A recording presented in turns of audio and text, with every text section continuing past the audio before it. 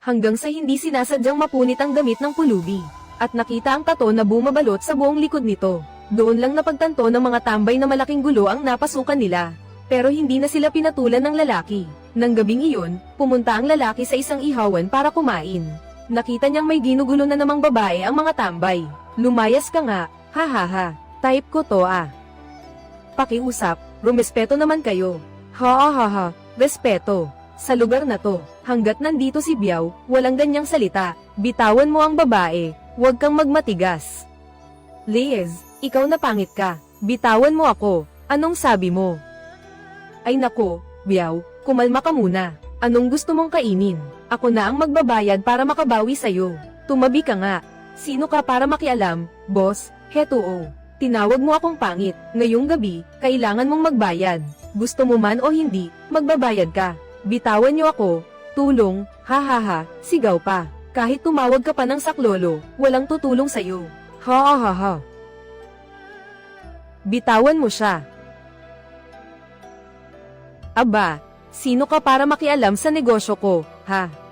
Hindi mo karapatang malaman ang pangalan ko. Pakiko sa pangalan mo. Kapag nakialam ka sa akin, magbabayad ka ng mahal. Ingatan mo ang sinasabi mo. Ha. Bibigyan kita ng 10 segundo. Bitawan mo na siya agad. Ha. Uso na pala ngayon ang mga nagkukunwaring bayani. 5 na lang ang segundo mo. Mukhang hindi mo yata alam kung paano mamatay. Bata ka. Sige, tatapusin na kita ngayon din. Mag-ingat ka. Bitawan mo ako. Binigyan na kita ng pagkakataon kanina. Ang kamay ko. Grabe, may ibubuga pala ang lalaking to. Hawak niya sa leeg ang buong Zhengzhou. Ano pang tinutungangan nyo, mga gago? Sugurin nyo, sugpuin nyo siya. Teka. Hoy, bata, takbo na, masyado silang marami. Takbo, ang mga langgam na to, nakakatawa. Yan lang ba kaya nyo?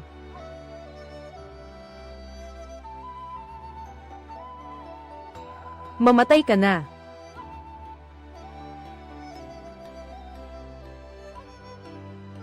Ako. Kaya ko ring tumulong. Sa likod ko kayo. Mga walang kwentang basura. Tandaan mo to, bata ka. Pagdating ni boss daw, yari ka sa akin. Sige, hihintayin ko. Ang yabang mo porke marunong kang sumuntok. Sayang lang. Sa lugar na to, walang silbi ang lakas mo. Patay. Tatawagan na nila si boss daw. Si boss daw. Sino ba yang boss daw na yan? Siya ang tunay na may hawak dito. Yung Zhong Biao, aso lang yun sa ilalim niya. Di ba dapat umalis ka na lang? Kung aalis ako, paano na kayo ng amo mo? Boss daw, nandito ako sa night market, pinagbubugbog ako. Bilisan niyo po, tulungan niyo ako. Ano? Sino ang napakagaspang ng loob na galawin ang mga tao ko? Isang pobreng bata lang na walang alam sa mundo. Pero medyo malakas manuntok. Sabi pa niya, papapuntahin daw kayo para lumuhad at humingi ng tawad.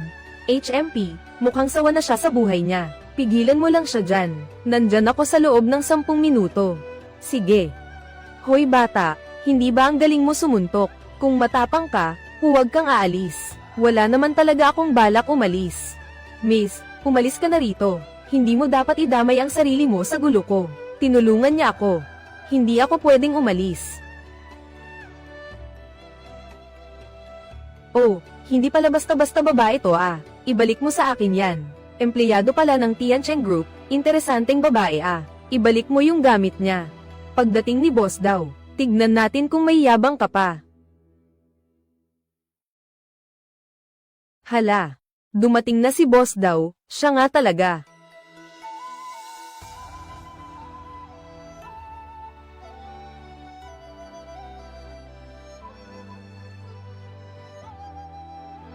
Ikaw ba yung nanakit sa mga tao ko? Ikaw ang may gawa niyan sa mga tao ko. Ang kapal naman ng mukha mo. Pinagtripan mo na ang babae, binugbog mo pa ang matanda. Bilang leader nila, dapat may pananagutan ka sa ginawa mo. Pananagutan. Sa teritoryo ko, walang sino mang dayo ang pwedeng magdikta sa akin. Kung ganoon, simula ngayong gabi, hindi na sa'yo ang teritoryong to. Mukhang naghahanap ka talaga ng mamatay, bata ka. Malapit ka na palang mamatay, ang yabang mo pa ring magsalita. Si boss daw ang hari sa lugar na to. Kilala siya sa buong syudad bilang Daw Sanpao. Siya ang batas sa buong night market na to. Sino ka para magmatapang dito? Diyos ko, sino ba talaga siya? Kahit si boss daw na hari ng night market, hindi niya kinatatakutan. Masyadong mayabang ang mga kabataan, pagbabayaran mo yan. Yan ang huling bagay na kinatatakutan ko. Tawagan na kaya natin ang pulis. Huli na ang lahat. Ngayong natatakot ka na, huli na para magmakaawa. Ang kinatatakutan ko lang, baka hindi ka pala kaya, mahina ka naman palang lumaban, puro ka lang Saturday. Noong nagsisimula pa lang ako dito, hindi ko alam kung saang lupalop ka pa naglalaro ng putik, kaya pala, hanggang ngayon, babae at matanda lang ang kaya mong apihin. Kapag nakalabas ka ng nakatayo sa night market na to ngayon, ipapangalan ko ang pangalan kong Daw ng pabaligtad. Kung ganoon, sana matupad ang kahilingan mo ngayong gabi. Hawakan niyo siya. Bitawan niyo ako, umalis na kayo. Huwag niyo akong intindihin. Akala ko ba magaling kang lumaban? Gusto ko lang makita, kung mas mabilis ba ang suntok mo o ang mga tauhan ko. Huwag na huwag mo siyang hahawakan. At paano kung hawakan ko? Anong magagawa mo?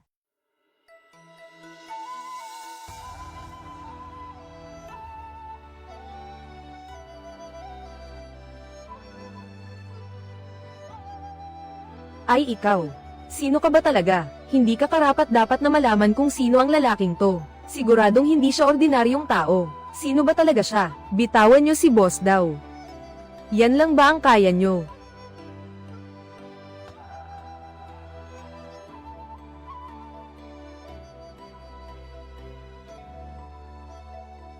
Ang lakas mo palang sumuntok, bata.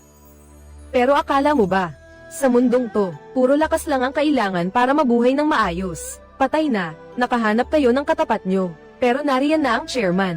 Sino naman yung chairman na yun? Nakakapaghari-harian siya rito sa lugar na to. Dahil lahat yan utang niya sa chairman na nasa likod niya. Lahat ng tungpats o protection money sa distrito natin.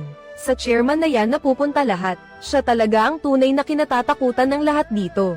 Chairman, si Xiao daw po ito. May kinakaharap po akong problema dito sa night market. Anong problema yan? Isang batang walang takot ang nanakit sa mga tauhan ko. At nagbabanta pa na ngayong gabi, palalayasin niya. Ang brotherhood natin sa kalyeng to. Pigilan mo siya, papapuntahin ko na ang mga tauhan ko dyan agad. Akala mo ba porket mahilig kang manghimasok, ha? Ngayong gabi, hindi lang kita papatayin, kundi ipapanood ko rin sa'yo, kung paano magdusa ang babaeng to dahil sa'yo. Subukan mong galawin siya, sisiguraduhin kung hindi mo na makikita ang pagsikat ng araw bukas. Ha ha ha, tinatakot mo ba ako? Sino ka ba sa akala mo? Umalis ka na, dali, habang wala pa sila, lumayas ka na rito. Hindi mo sila kayang talunin. Relax lang, walang mangyayaring masama, pasensya ka na, nadamay pa kita. Ayos lang yun, kahit sino namang nasa sitwasyon ko, hindi ka pababayaan. Lalong-lalo na't babae ka. Ay ikaw. Sino ka ba talaga?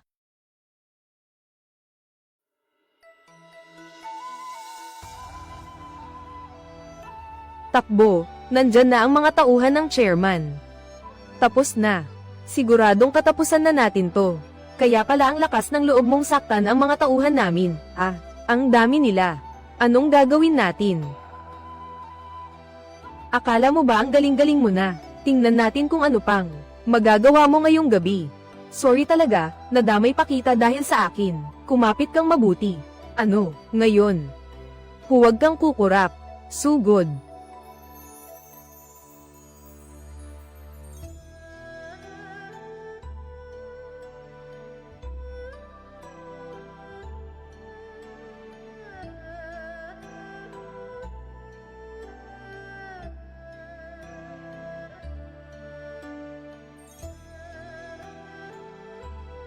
Anak ng tao ba talaga yan? Ang dami-dami na nila pero walang makalapit sa kanya. Hindi maaari. Imposible to. Ikaw, huwag kang lalapit. Di ba kanina lang tinatanong mo ako kung kaya ko bang gumawa ng gulo? Ito ang gulo na kaya kong gawin.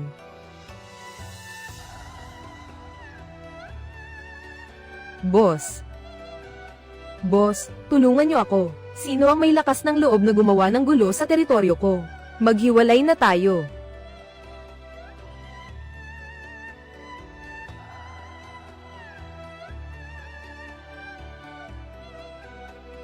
Mas mabuti pa yun. Boss, siya yung bata.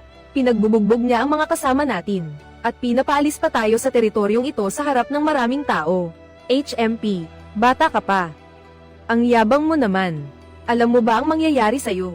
Dahil sa panggugulo mo rito. Ang alam ko lang, inaapi nyo ang mga babae. At pinagbubugbog nyo pa ang may-ari ng lugar na to. So, ipaglalaban mo sila. Hindi lang to pagtatanggol. Ayoko lang sa mga taong gaya nyo na mahilig mangapi. At nagmamalaki lang dahil malakas kayo. Hoy bata, ang kapal ng mukha mong kausapin ng ganyan ang boss namin. Talagang naghahanap ka ng kamatayan. Bibigyan kita ng pagkakataon. Lumuhad ka at humingi ng tawad kay Xiaodao ng 3 beses. Magbayad ka pa ng 3 milyong piso. Kalimutan na nating nangyari ang gabing ito. Kayo naman talaga ang unang nanggulo. Bakit ang unfair nyo naman? Bata, wala kang karapatang sumabat dito. Hindi ikaw ang magsasabi kung may karapatan siyang magsalita o wala. Who? Hey, bata. Kapag si Tiger na ang kumilos, tapos na ang maliligayang araw mo ngayong gabi. Balita ko, ang galing mo raw lumaban. Balita ko, ang galing mo raw lumaban. Sapat na yun para bugbugin ka.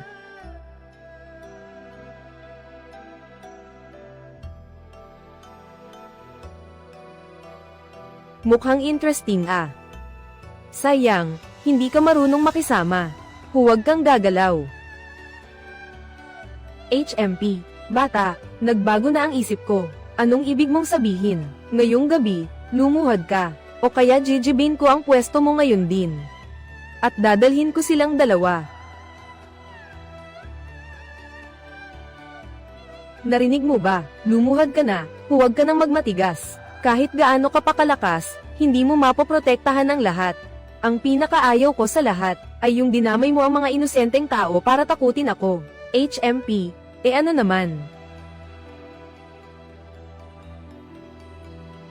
Maglakas loob ka lang nasaktan siya sa harap ko. Kanina, gusto mo akong paluhurin. Ngayon, siya ang lumuluhod para sa akin. Chairman, baliin mo ang mga buto niya. Sige na, ubusin mo na siya. Who? Baliin mo ang binti niya.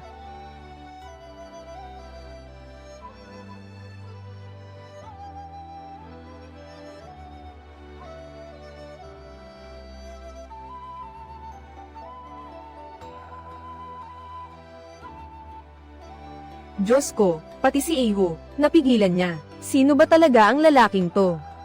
Ang lakas niya.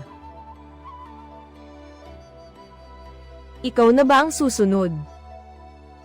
Akala mo porke marunong kang lumaban, Ngayong gabi, sisiguraduhin kong magdudugo ka. Mag-ingat kayo, aalis siya. Huwag.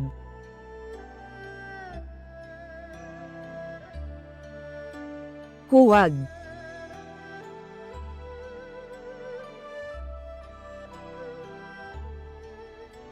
Tumayo ka sa likod ko. Maglakas loob kang galawin ako. Dapat kang magpasalamat na hindi siya tinamaan ng kutsilyong yun kanina. Ano pang tinutungangan nyo dyan, mga gago? Tulungan nyo ang chairman.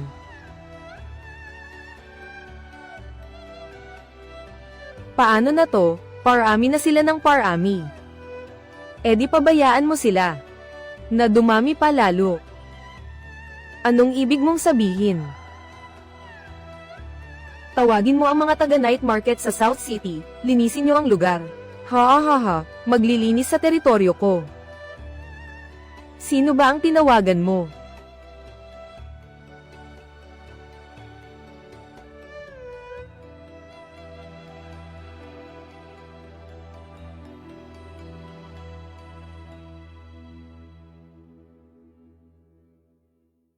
Bakit siya nandito? Chairman, Sino ba talaga yung lalaking yun? Mister. Wow, pasensya na, nahuli ako.